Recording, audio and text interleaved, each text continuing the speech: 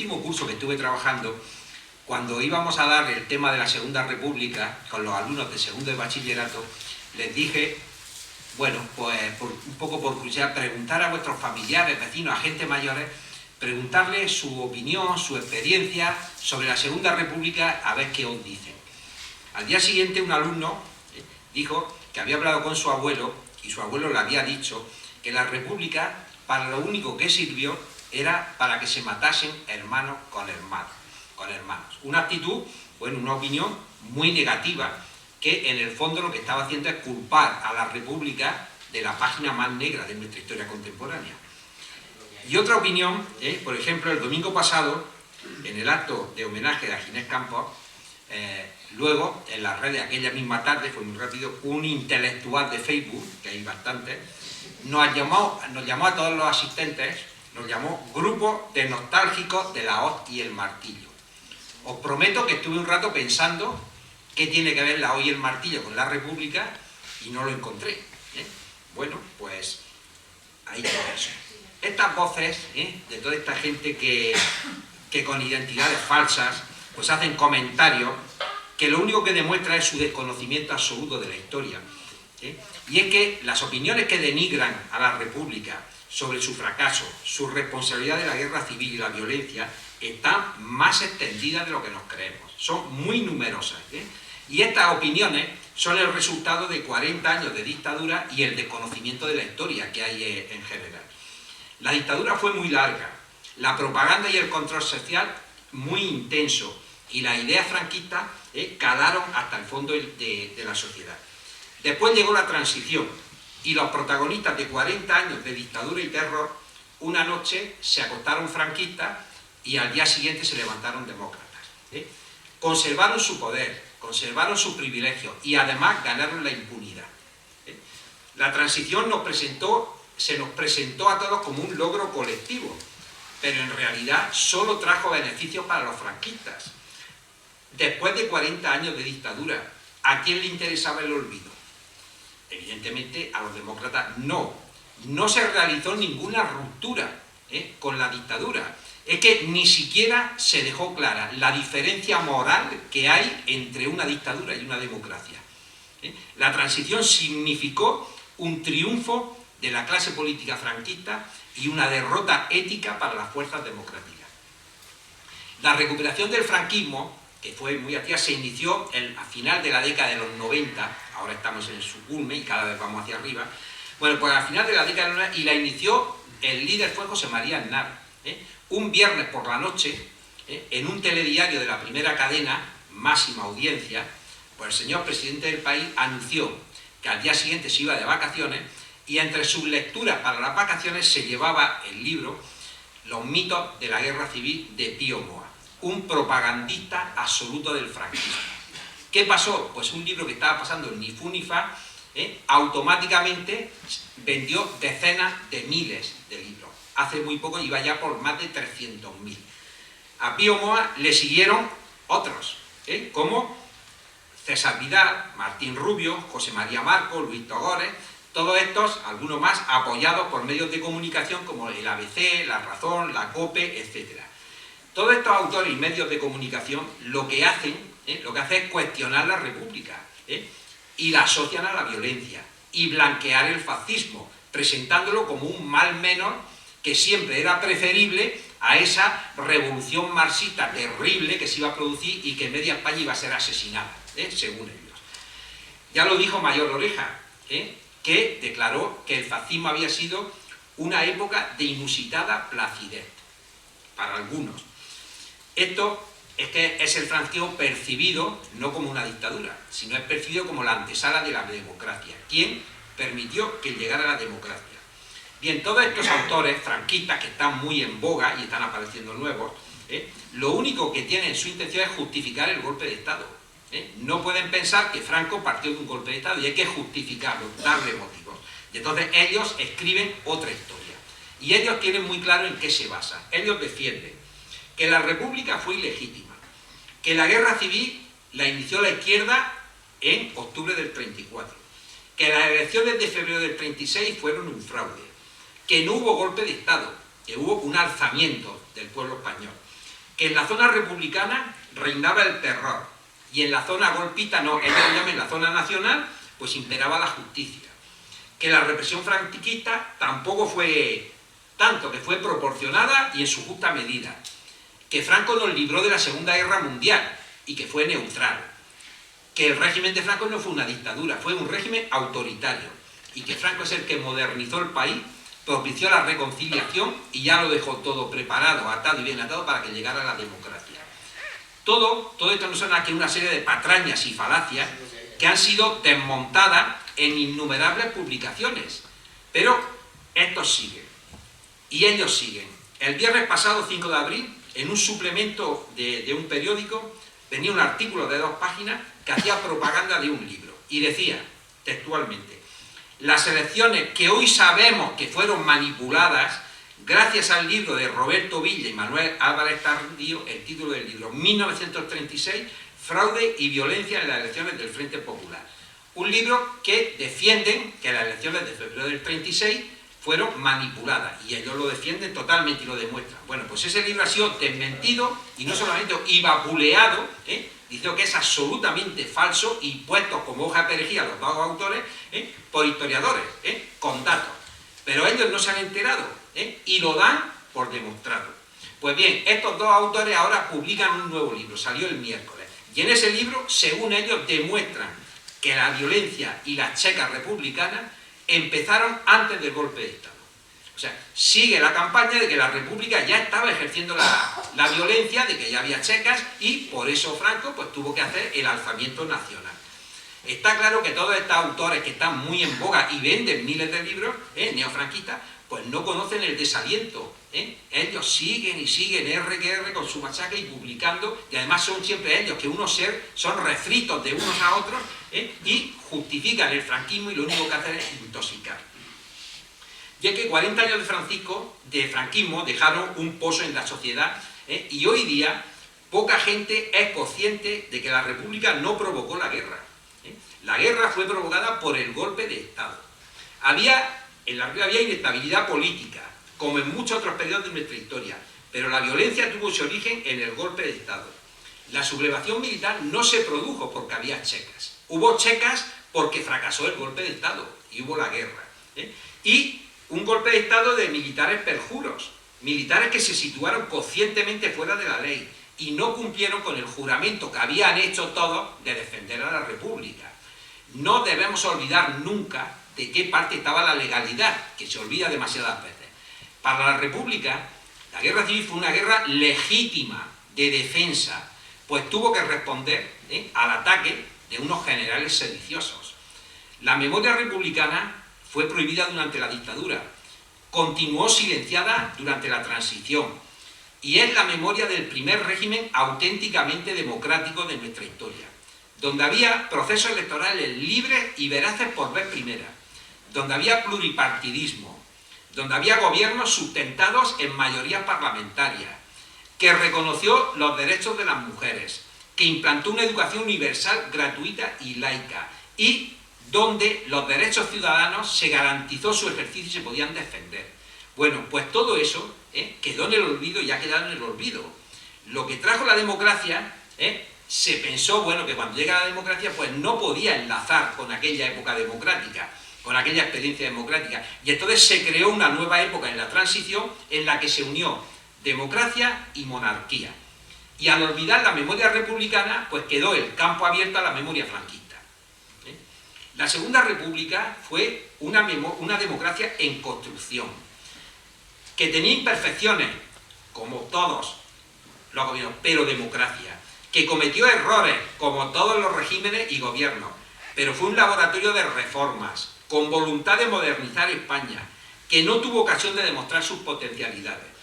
Fue un proyecto inacabado, frustrado e incompleto, pero no fue un fracaso, porque la Segunda República no cayó por sus defectos, la derribaron, por causa ajena a su propia naturaleza. Es un periodo que debe ser entendido, el de la República, pero con sus aciertos y con sus errores. Y lo que tiene que hacer es comprenderlo, porque la historia lo que tiene que hacer es comprender, lo que no podemos es juzgar. Miren, Carlos para llegar a la actualidad, Carlos L. Poy, un abogado argentino muy relacionado con todos estos temas de la represión, etcétera, ha definido perfectamente la situación de España. Esto fue hace unos 10 años. Dice: España ha permitido el olvido, la desmemoria y, lo que es más grave, la legitimación de los dirigentes franquistas. Existe un modelo español de impunidad sin parangón en Europa. Han pasado más de 40 años de la muerte del tirano y las víctimas no han sido reconocidas ni reparadas. Existen referencias en el callejero de nombres de la represión. Fundaciones negacionistas ensalzan la dictadura, se impulsa la cultura del odio. El franquismo ha perdurado y perdura política, social, económica y judicialmente. Esto lo dice un abogado argentino trabajando en temas de represión y me parece, según mi opinión, define perfectamente la sociedad española. Porque estamos en una situación que lo que es obvio y claro en cualquier democracia, en España no lo es, no es obvio. Y os pongo un ejemplo. En Europa, ¿sería posible que en un desfile militar fuesen juntos un soldado nazi y un soldado aliado de la Segunda Guerra Mundial? Eso es inconcebible. En Europa es que nadie ni llega a pensarlo. Pues en España no. En España, en 2004, desfile de las Fuerzas Armadas, desfilaron juntos un demócrata que era luchador antifascista, que había participado en la liberación de París contra los nazis, desfiló junto a un combatiente de la División Azul, que había jurado obediencia absoluta a Hitler y luchado con los nazis. Pero para hacer más grave ese hecho, esa situación, fue la reflexión que hizo el ministro, José Bono. Dijo el ministro: la paz y la concordia han quedado para siempre establecidas. Ahí queda eso. ¿Cabe mayor simpleza, mayor desconocimiento, mayor despropósito en un hecho que lo único que produce es vergüenza ajena? Pues para que veamos que lo que es obvio, no es obvio en Europa, aquí en España somos un caso, pues un caso raro. Y es que hoy en día se ha extendido la opinión de que en la guerra civil, eso lo hemos oído todos, pues todos fueron iguales, todos fueron culpables, en los dos bandos se hicieron atrocidades similares, eso está absolutamente extendido. ¿Eso qué es lo que hace? Pues eso lo único que hace es establecer la equidistancia, la igualdad entre los demócratas y los golpistas. Se habla y se escribe sobre los dos bandos de la guerra, incluso lo hacen historiadores, que establecen igualdad situándolos al mismo nivel. Y os podría poner muchos ejemplos, pero os voy a poner uno, que me parece que es sangrante. Un historiador de prestigio, nada sospechoso de derechismo, José Álvarez Junco, en un libro, ¿Qué hacer con un pasado sucio?, publicado en 2022, cuando se refiere a la guerra civil, pues en su página 98 dice los bandos enfrentados, en su página 101 dice los dos bandos, y culmina la página 102, donde dice: murieron una treintena del centenar de generales activos en el momento, algunos ejecutados por los republicanos, como Joaquín Fanjul, Manuel Godet o López Ochoa, y otros por los sublevados, como Domingo Batet, Miguel Campín o Núñez de Prado. No hace distinción. Vamos a ver, esta igualdad entre defensores de la ley y golpistas, mirad, Joaquín Fanjul y Miguel Godet fueron dos generales que se sublevaron contra el gobierno legal, que dieron un golpe de Estado, fueron juzgados en un consejo de guerra porque eran militares, en un consejo de guerra fueron condenados y fueron fusilados. Eso es lo que pasó a esos dos generales. Por ejemplo, Núñez de Prado era un general que ocupaba un alto cargo, permaneció fiel a la República, intentó convencer a Cabanellas para que no se sublevara, y como no le cogía el teléfono, fue personalmente a Zaragoza a convencerlo. Cuando bajó del avión, lo cogieron y le pegaron un tiro y lo asesinaron. Son dos ejemplos. ¿Se pueden tratar de la misma manera? ¿Es que es igual morir defendiendo la legalidad que morir dando un golpe de Estado, saltándose el juramento que habían hecho y situándose voluntariamente fuera de la ley? Pues eso es lo que se está escribiendo en escritores y en algunos historiadores. Eso es lo que está, digamos, ahora mismo imponiéndose. En la guerra civil no podemos hablar de bandos, porque ponemos en la misma, al mismo nivel la legalidad y el golpismo. En la guerra civil solo hubo un bando, que fue el republicano, que era legítimo y legal. Los golpistas no eran un bando, era una junta de militares sediciosos, sublevados, sin honor, eran lo más parecido a una banda de delincuentes. Entonces, no situemos a legales y subletados en el mismo nivel, no hablemos de bandos, porque bandos solo hubo una. Ya lo decía Alfonso, pero hoy día se nota que vos has entrado en muchos sitios, y estamos viviendo un auge importante y una ofensiva importante del franquismo, pero a todos los niveles. Lo vemos en publicaciones, en libros que aparecen continuamente y la propaganda que se le hace. Lo vemos que se quitan placas de poetas en sitios, lo vemos que calles, etcétera, que se derogan en la Rusa Memoria Histórica, que se hacen leyes de concordia que están basadas en tres cosas: en el olvido de las víctimas, en la impunidad de los asesinos, y en el falseamiento de la historia. Es lo que están haciendo en las leyes, porque lo ha hecho uno, pero ya están copiándolo en varios sitios. Esperemos a verlo cuando nos toca a nosotros.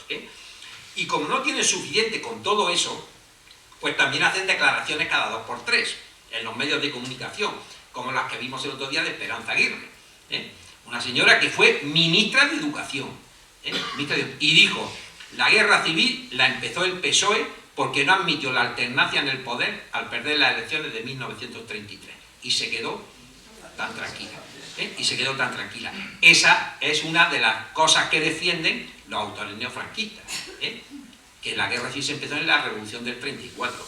Bueno, pues para mí lo más grave no fueron sus declaraciones, porque indocumentados, por no decir, pues ha habido siempre, y bueno, iba a decir otro adjetivo, no voy a poner otro adjetivo por si luego alguien lo ve en el Telegram y se enfada.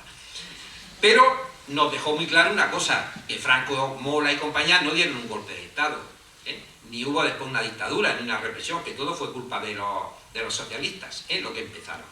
A ver, para mí lo más grave no son las declaraciones, para mí lo más grave es que las hizo en las nuevas generaciones del PP. Jóvenes del PP, jóvenes que son todos universitarios, y en vez de abuchearla o levantarse e irse, la aplaudieron, y asintieron todos. El que tenía allá al lado asentía totalmente con su folio en la mano. Eso es lo más grave. Alguien lanza un sapo y se lo traga. Y entonces yo me pregunto, ¿qué educación, qué historia de España están recibiendo o han recibido estos jóvenes universitarios para tragarse eso? ¿Qué capacidad tienen para saber cuándo los están engañando? Ninguna. ¿Qué tragaderas para todo lo que le dicen? Absolutamente todas. ¿Esos jóvenes son jóvenes universitarios o son una panda de borregos, que se lo tragan todo? Bueno, pues yo creo que este tema es preocupante, pero yo, dando un poco de vueltas, creo que lo único es que son jóvenes que se lo tienen que tragar todo porque están esperando que les toque ocupar el puesto de los otros y están destinados a ocupar los sitios que cuando los vayan dejando los otros. Y mirad, estamos en una situación actual que no es posible organizar ningún acto de memoria histórica sobre república, sobre franquismo, de historia, ninguno, sin que inmediatamente el mismo día aparezca en las redes sociales gente anónima, insultando, gritando, y siempre dicen lo mismo. ¿Qué pasa con los otros? Siempre os ocupáis de los mismos. Los rojos también mataron, manipulación, siempre hablando de los suyos, y siempre hay uno que pone paracuellos, siempre son los mismos, Gente anónima, pues a ver, son voces que no dicen nada, no aportan nada. Lo único que hacen mucho ruido, y tienen, en el fondo, hay una carga de odio importante de esta gente. Muy bien, todos estos intelectuales que se dedican a esto, el problema que tienen es que les falta leer, que les falta informarse, pero esa actividad de leer e informarse no está entre sus intenciones. Ellos deberían aprender que leer perjudica seriamente la ignorancia. Toda esta gente que denigra la república suelen hablar, y cuando hablan la república, así en general, pero no saben lo que están diciendo, no saben ni siquiera los años ni qué es la república. Entonces, cuando hablan así, deberían especificar un poco, aunque sea la época a que se refiere, porque vamos a ver, en la república, entre 1931 y 1936, en la Segunda República hay gobiernos de izquierda, gobiernos de derechas, un presidente, Alcalá Zamora, que era de derechas, católico, de misa diaria, y no hubo ninguna violencia. No hubo ninguna violencia política. El 18 de julio del 36 y el 1 de abril del 39, a partir del golpe de Estado, estalla la guerra. En todas las guerras se producen barbaridades y atrocidades, en todas, por todos los bandos. En la guerra civil hay guerra golpista, violencia golpista y violencia republicana, por supuesto, si aquí nadie lo manda, no lo oculta. Incluso se podría hacer matizaciones, porque no es lo mismo, pero hay violencia golpista y violencia republicana. Pero claro, la violencia golpista no la pueden, como hacen, justificar, es que es una reacción a la violencia de los republicanos. Como los otros tenían violencia, pues nosotros tuvimos que contentar. Porque claro, y en aquellos lugares donde triunfó el golpe de Estado y no hubo guerra, ni hubo violencia republicana, ¿qué pasa? Ejemplo, en Galicia y en Navarra triunfó el golpe de Estado, no hubo guerra. Víctimas franquistas, golpistas, cero. Pero claro, víctimas republicanas, 7.545 entre las dos regiones, Galicia y Navarra. ¿Esto cómo lo explican? ¿Es una reacción o cómo es esto? ¿O es una limpieza del terror pura y dura? El 1 de abril del 39, con el famoso parte que dice la guerra ha terminado, dice la guerra ha terminado, pero fue mentira. La guerra no terminó. Terminaron los combates, terminó la república que desapareció. Los golpistas ya no tenían enemigos, pero el estado de guerra legalmente estuvo en vigor hasta 7 de abril de 1948. Hasta abril del 48 en España estuvo el estado de guerra declarado. 9 años de estado de guerra, sin enemigos. La república no existía. ¿Y a qué se dedicaron? Pues se dedicaron al terror y a una represión brutal. Y os voy a poner un ejemplo. Paterna, en Valencia. Datos del sábado pasado. De un que está excavando allí. Hay 354 fosas comunes y se han sumado 137. En esas fosas, en todas las fosas, hay 6.325 víctimas, de las que se han recuperado 2.484 y se han identificado 241. Pues bien, todas esas víctimas, más de 6.000 víctimas, no fueron durante la guerra civil. Fueron asesinadas una vez terminada la guerra, después del 1 de abril del 39, en época de paz. El motivo de los asesinatos, desafectos al glorioso movimiento nacional. Los que defienden el fascismo, ¿dónde colocan estas víctimas cuando denigran la república? Aquí no cabe, todos fueron iguales, todos hicieron lo mismo, porque el enemigo de la república no existía. Por lo tanto, cuando se hable de república, de violencia, pues debería hacerse con un mínimo de rigor, pero yo creo que esto es demasiado pedir para todos estos voceros que continuamente dicen lo mismo. Miren, todos estos que defienden el franquismo tampoco saben o no quieren saber que los franquistas ya exhumaron a sus víctimas, las reconocieron, las homenajearon y las familias fueron reparadas moral y económicamente, y no lo saben. Y ya tuvieron su verdad, su justicia y su reparación, las víctimas franquistas. Y si tienen alguna duda, pues pueden consultar la causa general, que ya está accesible desde hace bastante años en internet. Las víctimas franquistas recibieron honores, homenajes, lápidas y placas en iglesias y catedrales, monumentos funerarios, cruces, misas, te deum, desfiles, procesiones, traslados solemnes de restos, etcétera, etcétera, etcétera. Y Franco hizo una ley de memoria histórica para ellos, que mucha gente creo que no lo sabe, pero para sus víctimas. En 1939, recién terminada la guerra, se creó el Registro Central de Ausentes y daban normas para registradores, notarios y jueces, facilitando los trámites de inscripción de sus víctimas. En febrero del 40 se publicaron una orden de gobernación con modelos de actas para las exhumaciones e identificación de las familias. Y para que vean, en abril del 40 se mandan a los ayuntamientos instrucciones que dicen textualmente: adopten medidas que garanticen el respeto de los lugares donde yacen enterradas las víctimas de la revolución marxista, acotar y vallar dichos lugares que adquieren el carácter de tierra sagrada. Eso llegó a los ayuntamientos. O sea, que tuvieron su ley de memoria histórica y todo su reconocimiento, su verdad y su justicia. Pero es que además también tuvieron su reparación, reparaciones económicas. Por ejemplo, los puestos en la administración local, en el ayuntamiento además se hizo, el 80% de las plazas eran reservadas para excombatientes, familiares, huérfanos y caballeros mutilados. Y el 20% restante, para presentarte, tenías que llevar un certificado del alcalde de adicto al régimen. O sea que ya me diréis. Tuvieron estancos, administración de lotería, surtidores, ayuda económica, sueldos, pensiones. El ayuntamiento de Alhama, a los caballeros mutilados de Alhama, que había 5 o 6, no tengo aquí los nombres, les pagaba 3 pesetas diarias hasta que encontraran trabajo. 3 pesetas diarias, que era un jornal, casi hasta que encontraran trabajo. Es decir, todo esto solo era para los suyos.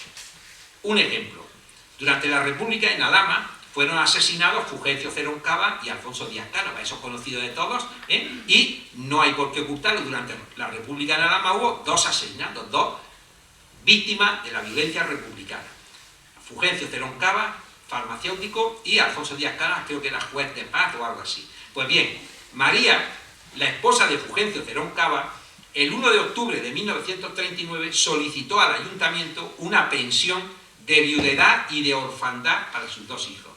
Y el ayuntamiento se la concedió. 1.250 pesetas anuales, que era el sueldo de un funcionario medio. Juana, la esposa de Alfonso Díaz Cánovas, también, el otro asesinado, también solicitó su pensión de viudedad y de orfandad para su hijo.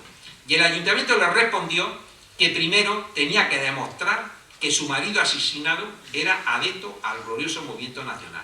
Pues las pensiones solo eran para los adeptos y jamás se le concedió la pensión. O sea, que para que nadie dude de que a quién le concedían todo esto. Las víctimas franquistas tuvieron su verdad, su justicia y su reparación. Y mientras, pues los republicanos fueron encarcelados, torturados, asesinados, enterrados en fosas comunes y cunetas, y sus familias expoliadas y represaliadas. Y hoy, estas familias lo que pretenden es recuperar los cuerpos que están en fosas comunes y llevarlos a un lugar que tenga un enterramiento digno y que puedan recordarlo, y el día de Todos los Santos pues poder llevarle flores. Pues bien, esta pretensión, para una parte de la sociedad, les parece que eso es reabrir heridas, y no están dispuestos a aceptarlo. Y hay una cosa que deben saber, que el olvido no es una opción aceptable en una democracia. Hay un informe de Amnistía Internacional de 2005 que dice que España debe poner fin al silencio y la injusticia con la deuda pendiente con las víctimas de la guerra civil y el régimen franquista. Los crímenes contra la humanidad no se pueden borrar con actos de perdón u olvido.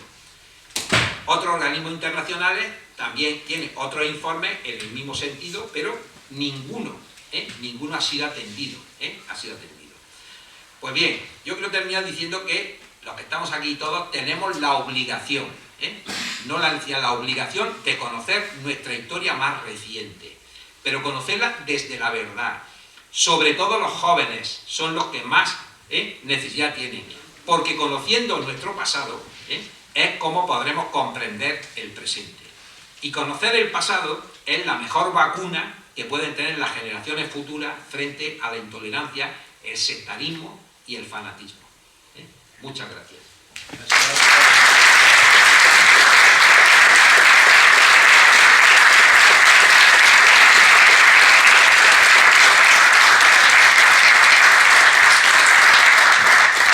Sí, habla en español. ¿Qué viene a hablar en español? El único que sé y mal. El único que sé y mal. ¿Alguna pregunta, alguna intervención, alguna cosa? Sergio, dinos.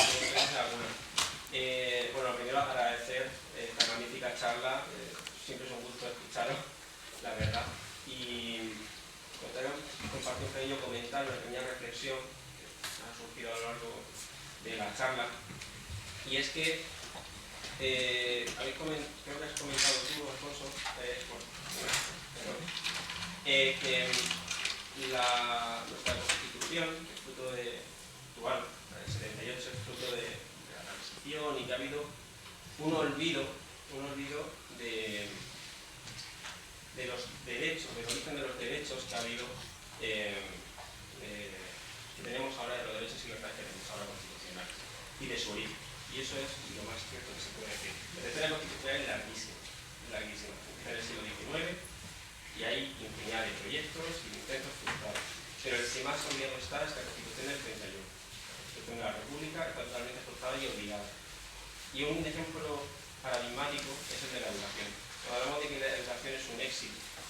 durante la República, en parte, o fundamentalmente, es la Constitución, que la consagra como es el primer derecho, es de hecho el derecho reconocido, la medida que se reconoce constitucionalmente en una Constitución el derecho a la libertad de cátedra, que se recoge, creo que si no recuerdo mal, artículo 27. Bueno. Que no es solo para los catedráticos. Que no solo para los catedráticos. Ya sea que no. Se recoge por primera vez el derecho a la libertad de cátedra. Los derechos que tenemos ahora, la libertad que tenemos ahora, no solo son fruto de la negociación, de la transición, del consenso. Tienen un pasado, tienen una historia. Y creo que debemos empezar a reivindicar nuestra Constitución actual como hija de la Constitución de la República. Cuando se estudia en la Facultad de Derecho, o se estudia en las diferentes facultades, la historia constitucional, la historia democrática, es la gran olvidada. No se da. Los libros de la Facultad de Derecho suelen hablar de grandes juristas como Ángel Arena, a quien recomiendo leer, un jurista, analista, y que, por cierto, hay un libro suyo de las leyes fundamentales del franquismo en la biblioteca de Alhama, que recomiendo mucho en es un magnífico manual. Hay que empezar, porque es necesario reivindicar ese papel que tiene la Constitución del 31 como fruto y que da lugar a la Constitución del 78. No se pueden entender los derechos y libertades actuales de los obreros y personales sin la Constitución del 31, y es la gran olvidada. Sí. Mira, yo sobre la educación, en Alhama te voy a dar algunos datos. En el archivo hay un libro de educación de visitas del inspector y viene en 1918 y se reúne con el ayuntamiento y bueno, en el libro aparece que la educación en Alhama es un desastre. Es un desastre. Hay 7 clases. No digo 7 escuelas porque escuelas puede pensar que es hoy día. Hay 7 aulas, 7 aulas. Y se habla que están en condiciones, bueno, tercermundistas, no sé, pero desastrosas, que es necesario. En 1918, en 1931, cuando llega la República, sigue habiendo 7 clases. Sigue habiendo las mismas, no se ha hecho nada. Llega la República, en la primera reunión del ayuntamiento republicano, en la primera, no sé si es el primero o el segundo acuerdo, es una tala de pinos en Sierra Puña se subasta y unas 9.000 pesetas, que es una cantidad importante, deciden que vayan exclusivamente a educación. O sea, el principal preocupación del concejo, del ayuntamiento republicano es la educación. Y cuando pase un año, esas 7 clases que había han pasado a 27. A 27. Y Alhama tiene una situación que yo te puedo decir que con el censo, con el padrón, en el 25, porque el del 30 o no está o no se ha encontrado, en Alhama el analfabetismo en las mujeres era del 82%. Y las que se había hecho era de aquí, del nudo. Las pedanías, el analfabetismo estaba más del 90% con las mujeres. Y esos que sabían no es que supiesen leer y escribir, es que sabían poner una carta de estoy bien y escribir su nombre. Y los hombres estaban en el 62-63%. Bueno, pues la República pone la educación. Cuando llega el 40, aunque estemos en el franquismo, las mujeres, el analfabetismo había bajado al 50 y tanto. Y los hombres estaban en el 27-28. ¿Por qué bajó? Pues porque se hizo una escuela y porque la gente iba a la escuela. Y se obligaba a ir a la escuela. Y hay reuniones donde los alcaldes franquistas dicen a los municipales que los niños que estén fuera del colegio, en la hora del colegio fuera, que se llama a los padres, y tal. Eso luego se va a venir abajo, un poco, pero la educación fue, para mí fue la estrella de la República, y en Alhama lo tuvimos, en Alhama lo tenemos en los archivos. Totana, el esfuerzo educativo fue titánico. Fue titánico. De hecho, de no existir históricamente ningún centro, porque eran todo, de alguna manera, lo que diríamos ahora bajos comerciales, es decir, que incluso el ayuntamiento, cuando llegó 1931, el alcalde Sánchez Guevara, el primer alcalde republicano de Totana, lo primero que hizo fue alquilar 11 locales para dedicarlos a escuelas.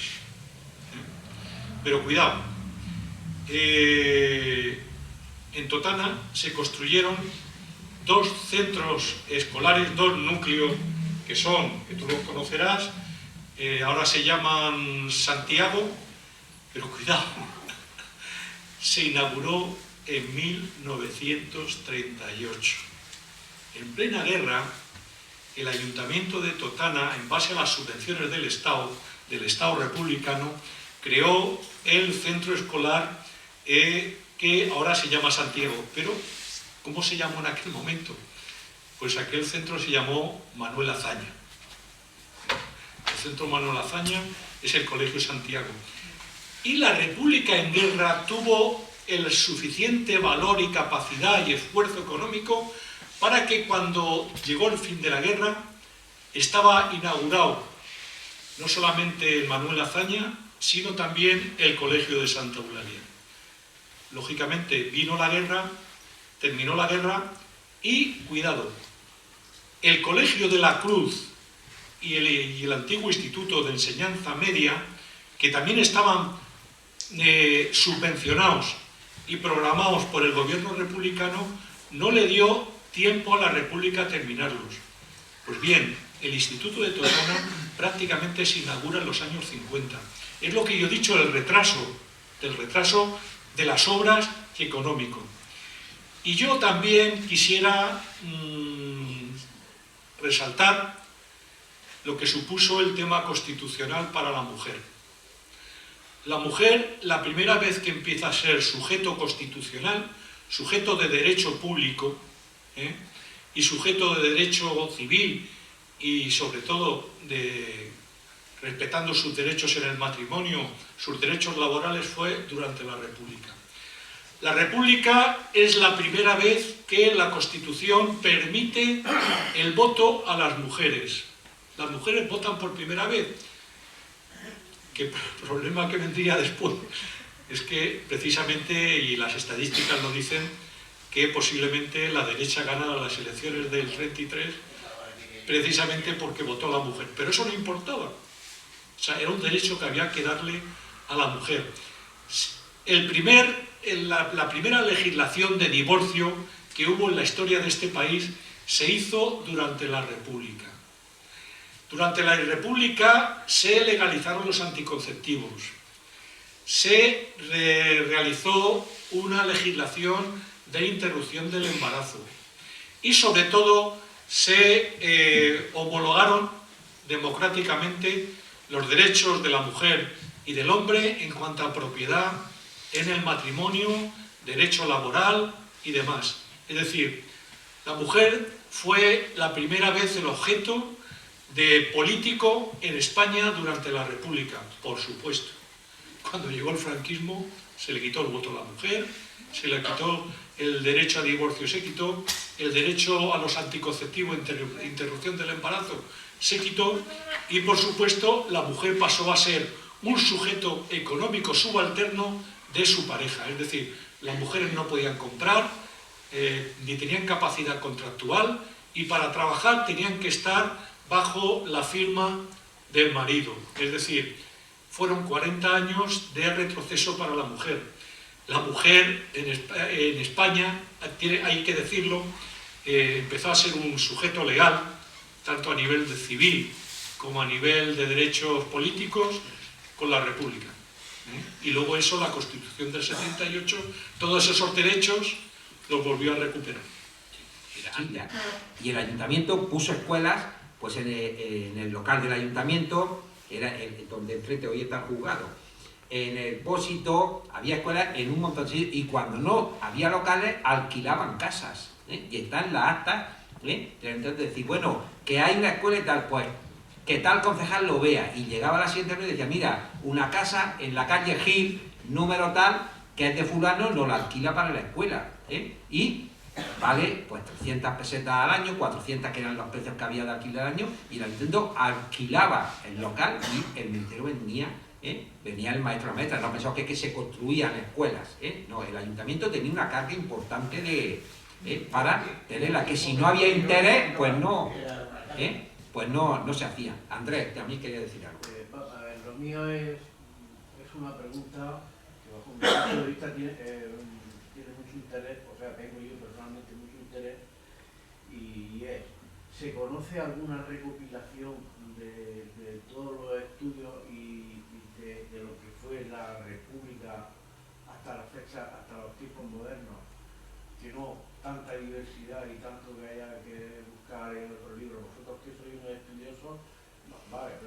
Mira, lo hacéis, pero nos gustaría, a mí, y creo que a más gente, llegar y coger un libro y poder...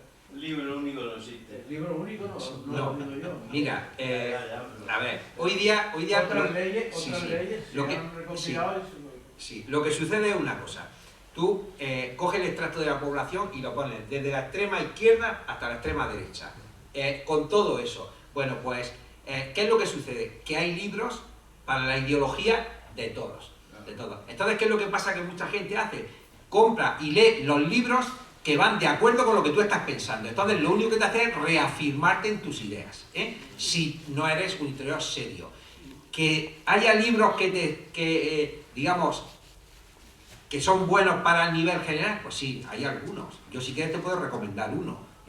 Uno, mira, con todo este neofranquismo que hay, con todas estas publicaciones, hay un historiador, pues que es Ángel Viñas, que dice, todos sus libros, y tiene muchísimos, ahora mismo es el número 1 en cuanto a escritura, él dice que él no escribe leyendo nada de nadie, que él solo se basa en lo que llama evidencias primarias, es decir, en archivos. Este hombre ha estado en archivos de Alemania, de Italia, de Rusia, y lo que escribe está basado en archivos. Y cuando hay cosas importantes, al final del libro te pone lo que ha encontrado, y te pone, por ejemplo, las facturas de todo el armamento que Franco compró a Italia antes de que estallara el golpe, para que no nos digan que no, que es que fue Calvo Sotelo y entonces llenó el golpe. No, ya llevan 2 años comprando y te pone las facturas. Entonces, de todo este neofranquismo que hay, y de todo esto, él dijo que esto era un combate. Entonces, él cogió todos los apartados, todo de la República, de la guerra civil del franquismo, y encargó a 20 y tantos especialistas, profesores universitarios, de cada tema, bueno, pues hazme un artículo que son 25 o 30 páginas sobre un tema. Entonces, todos los temas conforman, es un poco contestándole a todo el franquismo. Y lo llamaron En el combate por la historia. Un combate.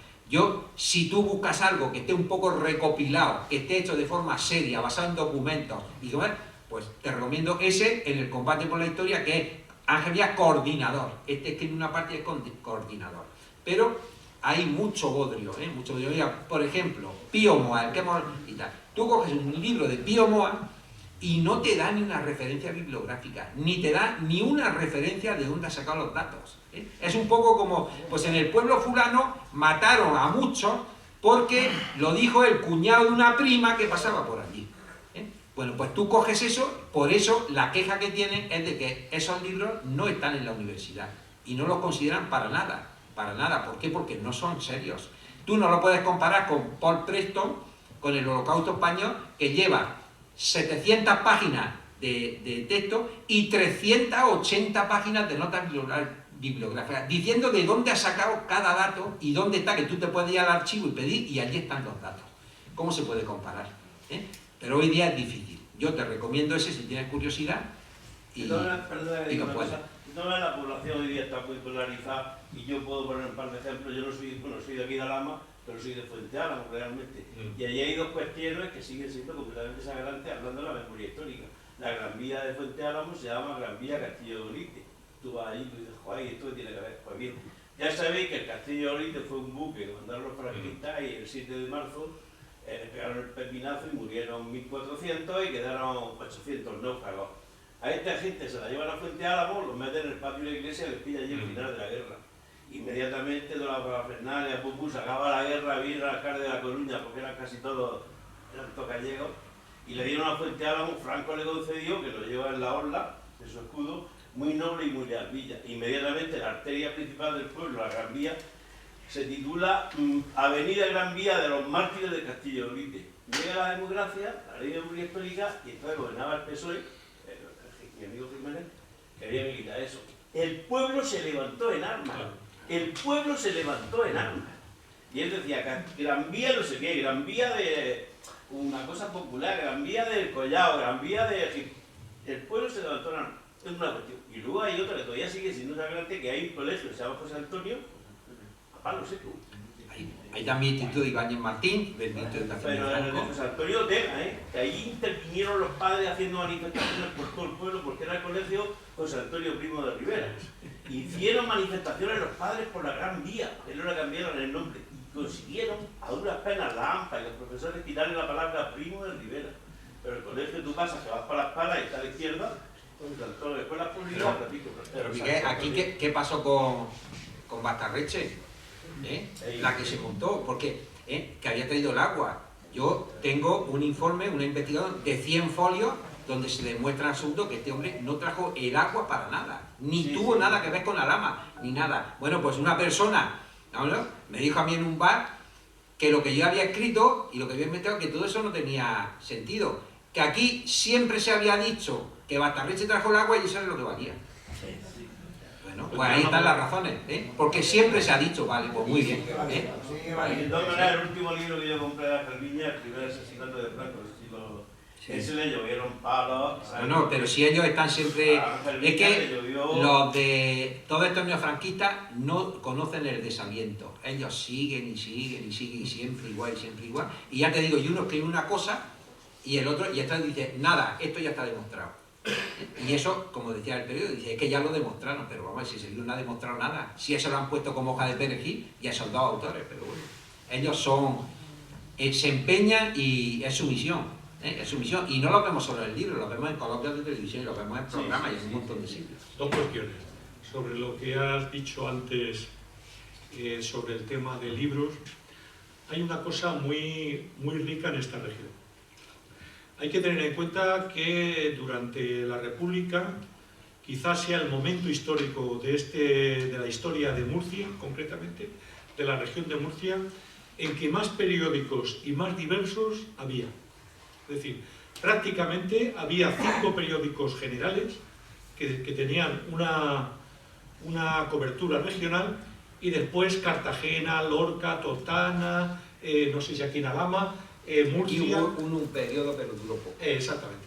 Había, es decir, yo creo que es la época periodística más rica de toda la historia de la región de Murcia. La verdad. Que hay una...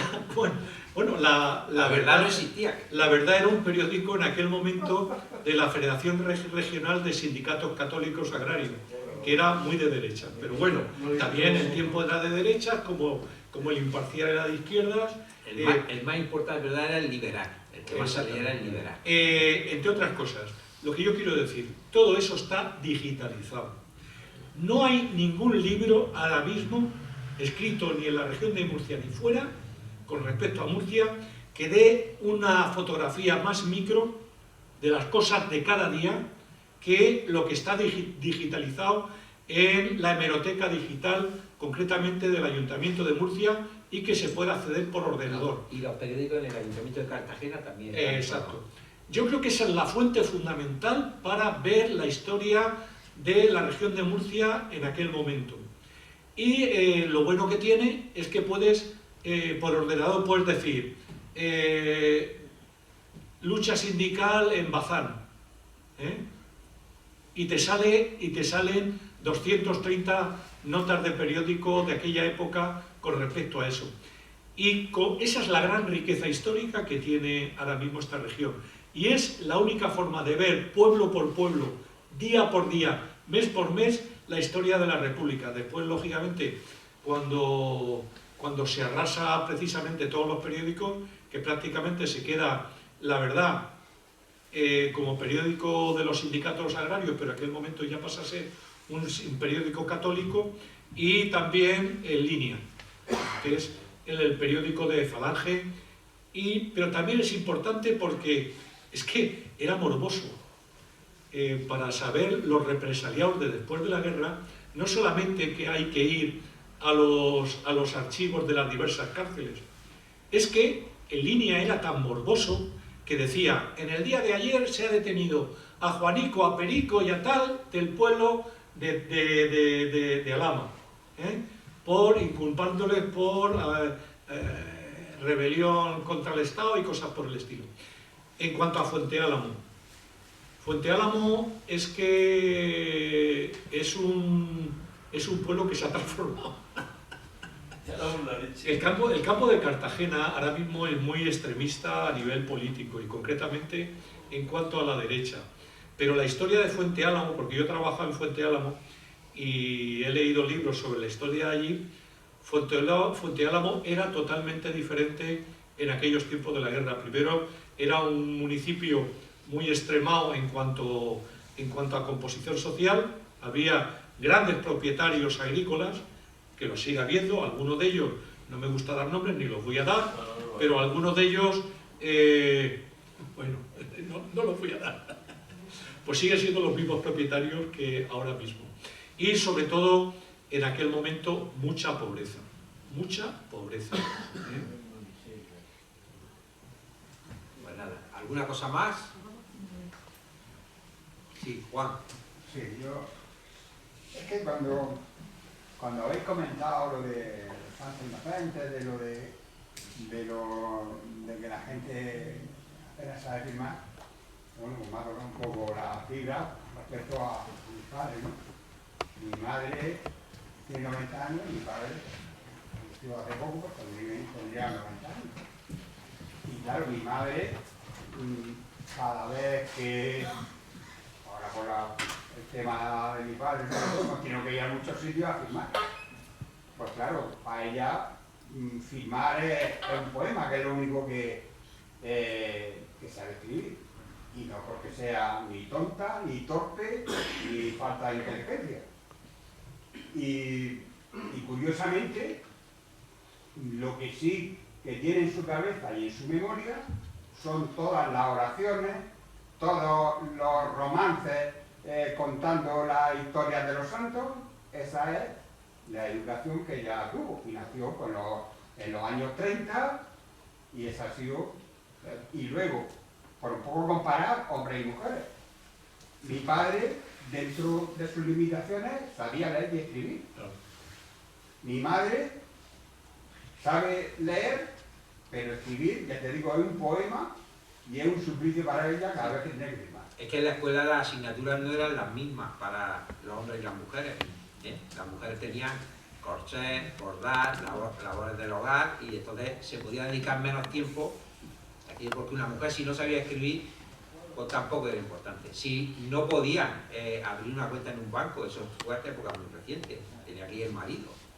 Entonces pues tampoco era muy importante que... Y es que ahora que me acuerdo, cuando he hablado de las enfermedades, eso de la polio, aquí en Alhama hay casos, ¿verdad? Pero hay una anécdota graciosísima, porque en el año 59 viene Tyrone Power a Madrid a rodar Salomón, la reina de Saba.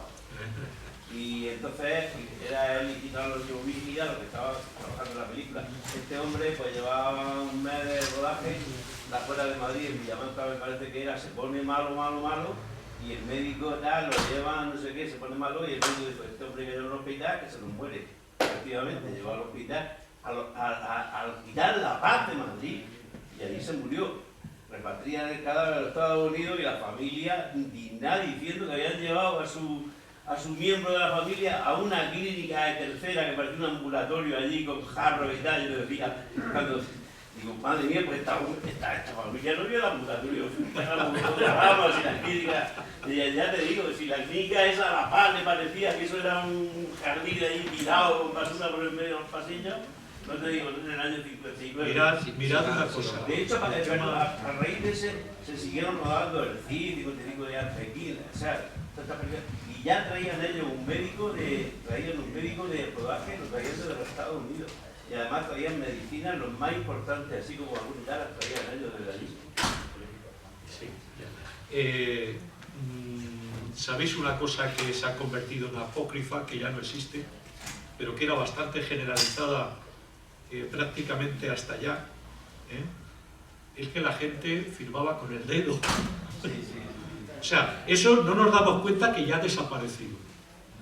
Ahora mismo es muy difícil la gente que firma con la huella digital. Pues bueno, en este país, entre otros también mi madre, mi abuela, que eran iletradas, por desgracia, pues firmaban con el dedo. Eso ha desaparecido. La gente ya no utiliza la huella para firmar. Bueno, pues si no hay nada más, muchas gracias por su atención y...